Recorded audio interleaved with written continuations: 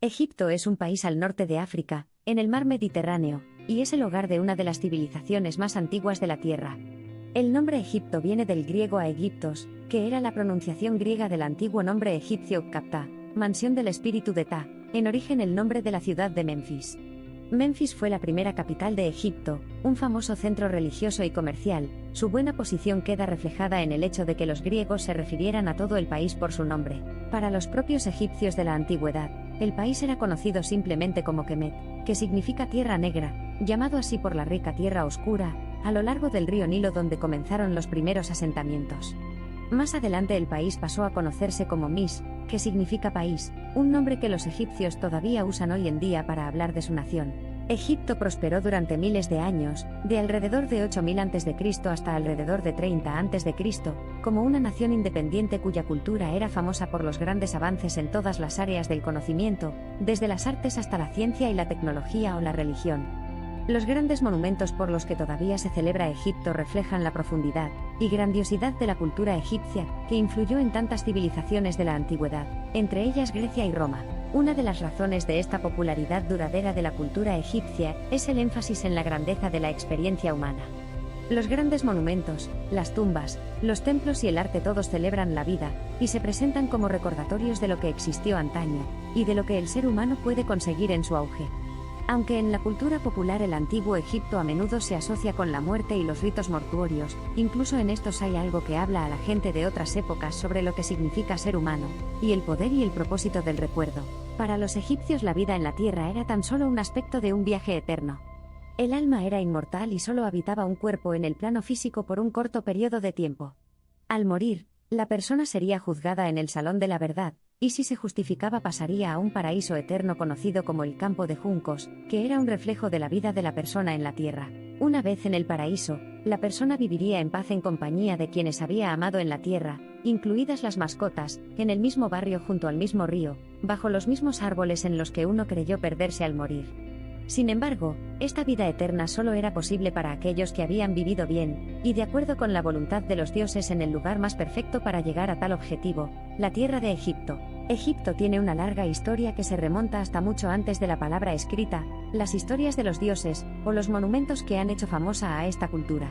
Los indicios de una sobreexplotación del pasto en la tierra que ahora es el desierto del Sáhara se han datado en torno al 8000 a.C. Estos indicios, junto con los artefactos descubiertos, apuntan a una próspera civilización agrícola en la región en esa época. Como la tierra, ya entonces, era mayormente árida, los cazadores-recolectores nómadas fueron buscando el frescor del agua del valle del Nilo y empezaron a asentarse. La agricultura organizada comenzó en la región en torno a 6000 a.C., y las comunidades conocidas como la cultura badariense empezaron a surgir en las orillas del río. La industria se desarrolló en torno a la misma época como demuestran los talleres de Fayenza descubiertos en Abidos que datan de en torno a 5500 a.C. A la cultura badariense le siguió la amratiense, la jercense y la semaniense, también conocidas como Nakada I, Nakada II y Nakada III, todas las cuales contribuyeron significativamente al desarrollo de lo que se convertiría en la civilización egipcia. La historia escrita del país empieza entre 3400 y 3200 a.C., cuando se desarrolló la escritura jeroglífica de la cultura Nakada III. Para 3500 AEC la momificación ya se practicaba en la ciudad de Hieracómpolis, y ya se construían grandes tumbas de piedra en Abidos. Sais se menciona ya como una ciudad antigua en la conocida Piedra de Palermo. Al igual que otras culturas del mundo, las comunidades agrarias pequeñas se centralizaron, llegando a convertirse en centros urbanos más grandes. El periodo arcaico de Egipto dio lugar a la unificación de los reinos del norte y el sur bajo el rey Menes, también llamado Menio Manes, de Alto Egipto, que conquistó el Bajo Egipto. Esta versión de la historia temprana viene de la Sá Egiptica, Historia de Egipto, del historiador de la antigüedad, Manetón, que vivió en el siglo III AEC durante la dinastía tolemaica. A pesar de que los historiadores posteriores han disputado esta cronología, se sigue consultando en cuanto a la sucesión dinástica y la historia temprana del antiguo Egipto. La obra de Manetón es la única fuente que cita a Menes y la conquista, y hoy en día se cree que el hombre al que Manetón se refería como Menes era el rey Narmer, que unificó de manera pacífica el Alto y el Bajo Egipto bajo un mismo gobierno. Sin embargo, esta identificación de Menes con Narmer no está en absoluto aceptada universalmente, y Menes se ha relacionado, con la misma credibilidad, con el rey Orá, su sucesor. Una posible explicación de la asociación de Menes con su predecesor y su sucesor es que Menes sea un título honorífico que significa el que sobrevive en vez de un nombre personal, por lo que se podría haber usado para referirse a más de un rey. La afirmación de que el país se había unificado mediante una campaña militar también se cuestiona, ya que la famosa paleta de Narmer, que muestra una victoria militar, está considerada como propaganda real por algunos expertos. Puede que el país se unificara primero pacíficamente, pero parece poco probable. Los nombres geográficos del antiguo Egipto siguen la dirección del Nilo, por lo que el Alto Egipto es la región sur mientras que el Bajo Egipto es la zona del norte, más cerca del Mediterráneo. Narmer gobernó desde la ciudad de Hieracómpolis y después desde Menfis y Abidos.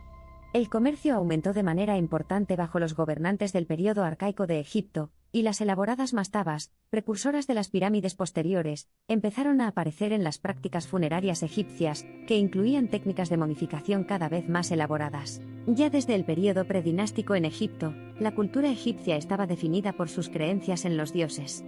Un mito de la creación temprano habla del dios Atún que se presentó en medio del caos antes del principio del tiempo, y su palabra dio lugar a la creación. Atum estaba acompañado por la fuerza eterna de Eka, la magia, personificada en el dios Eka y otras fuerzas espirituales que animaban el mundo.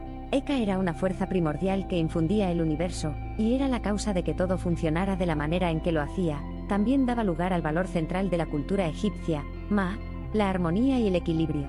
Todos los dioses y sus responsabilidades se remontaban a Maat y Eka. El sol salía y se ponía como lo hacía, y la luna viajaba a través del cielo, y las estaciones llegaban y se iban de acuerdo con el equilibrio, y el orden que era posible gracias a estos dos agentes.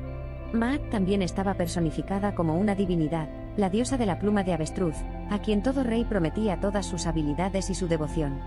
El rey estaba asociado con el dios Horus en vida y con Osiris una vez muerto, basándose en un mito que se convirtió en el más popular de la historia egipcia. Osiris y su hermana y esposa, Isis, eran los monarcas originales que gobernaban el mundo, y que dieron a la gente los dones de la civilización.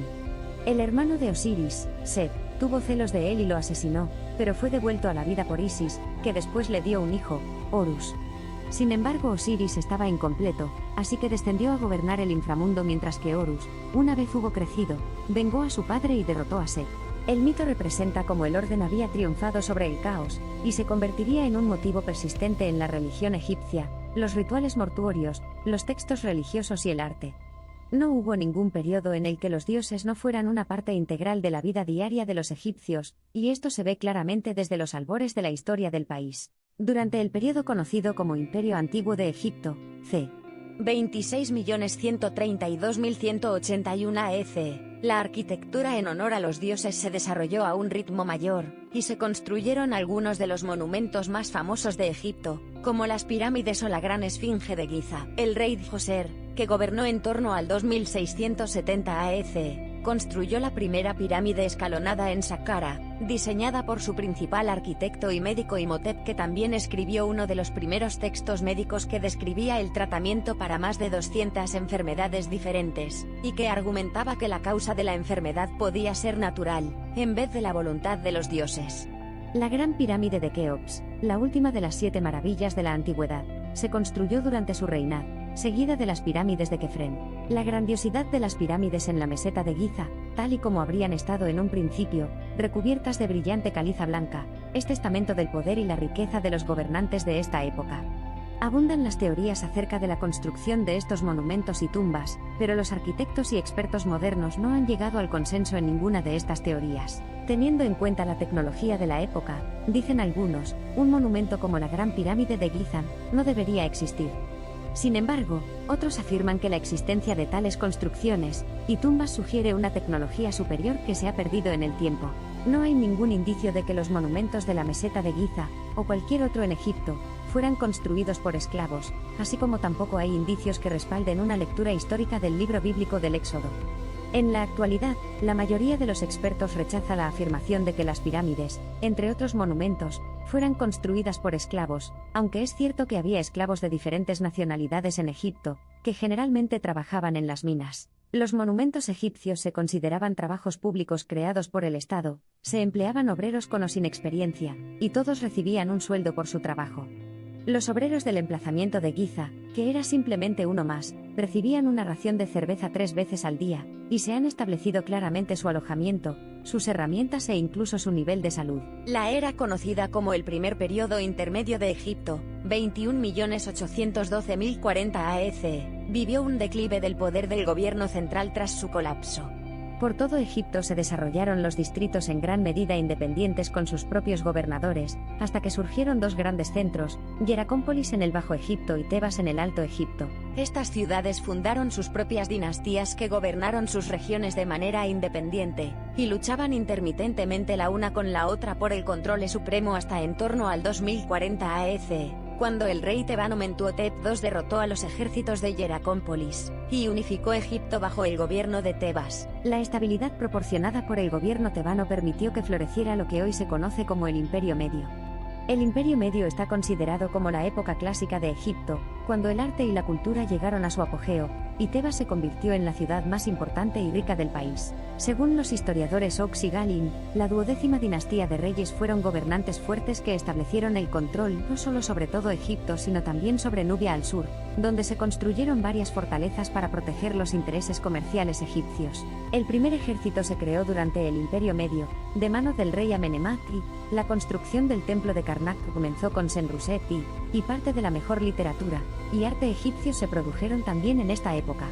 Sin embargo, la dinastía 13 era más débil que la 12 y se distrajo con problemas internos, lo que permitió que un pueblo extranjero conocido como los Hicsos se hiciera con el poder en el Bajo Egipto y el delta del Nilo. Los Hicsos son un pueblo misterioso, probablemente de la zona de Siria-Palestina, que aparecieron en Egipto por primera vez, y se asentaron en la ciudad de Avaris.